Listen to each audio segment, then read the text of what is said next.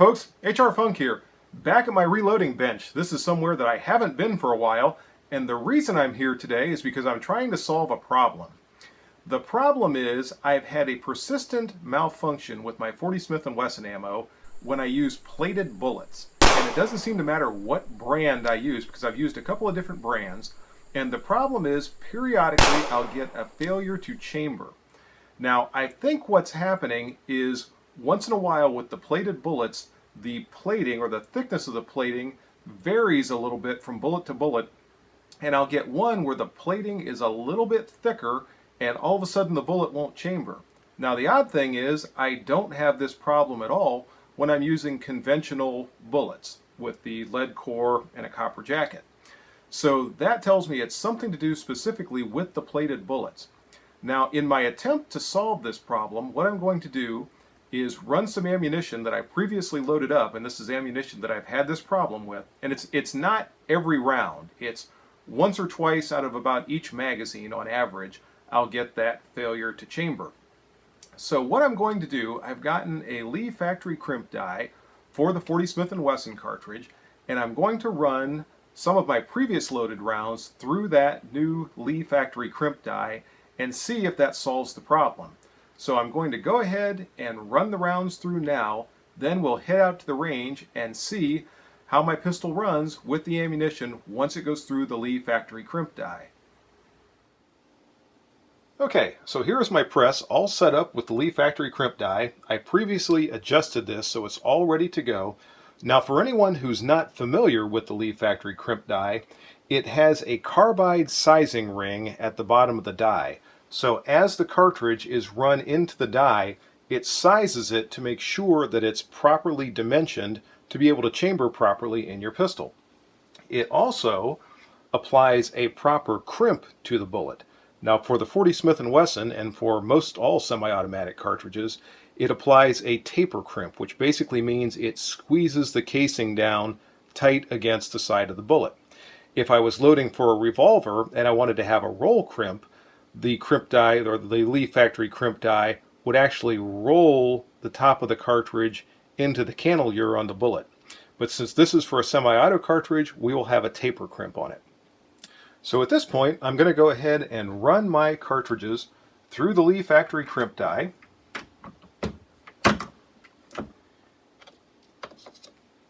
And when I get all done, we'll head out to the range and see if I've accomplished anything.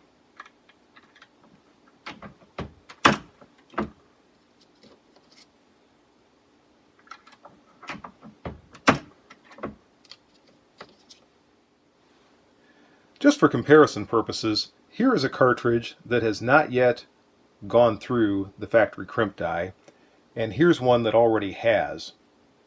You'll notice you can't really see much difference, but again, what I'm hoping for is if there is inconsistency in the diameter of this plating on the bullet, that the factory crimp die, or specifically that carbide ring, will swedge that down to where it's the proper dimension to feed in my pistol.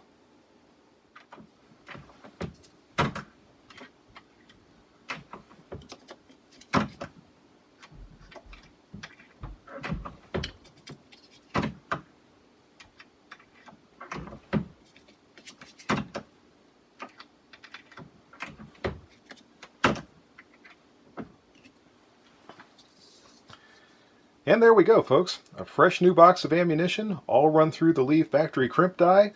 Our next stop will be the range, and I'll see if I actually accomplished anything. And as you can see, we've arrived at the range, and we're going to try out this ammunition that I just finished running through the Lee Factory Crimp Die. Again, this exact same ammunition that I was running before, I was having that functioning problem on average probably 2 shots per magazine where I would get that failure to feed, failure to chamber malfunction. And it was these exact same cartridges, just some others that I loaded in this exact same batch, that were giving me that trouble. So the only difference between those that I was having the problems with and these that I'm about to run through is I've added the operation of running these through the Lee Factory Crimp Die. So let's take a look and see if that one operation is enough to solve that persistent functioning problem that I've been having with my 40 Smith & Wesson ammo.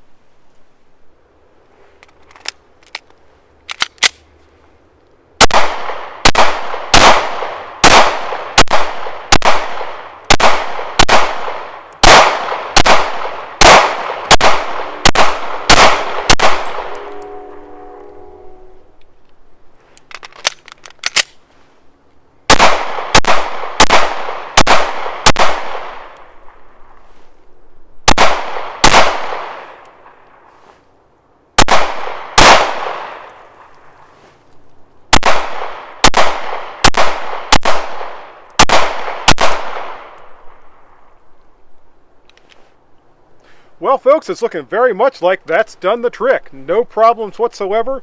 2 full magazines all the way through the pistol, and not an issue. So I think that one operation with the Lee Factory Crimp Die was in fact enough to solve this problem. Okay, folks, I know the question you're really asking: does ammunition cycled through the Lee Factory Crimp Die demonstrate tack driving accuracy? Let's see.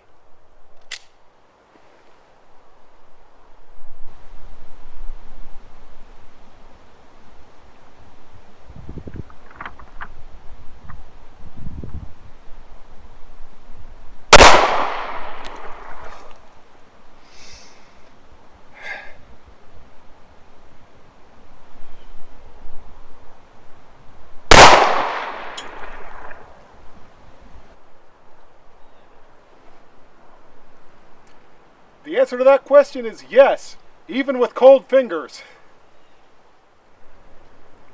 And there we go, folks. It appears that that one additional operation of running my ammunition through the Lee Factory Crimp Die is sufficient to cure that persistent functioning problem that I've been having with this ammunition. And it also maintains some pretty good accuracy. So that's the video for today. I hope you enjoyed it. If you have any questions or comments, be sure to leave those below. And as always, until next time, good shooting. Bye-bye.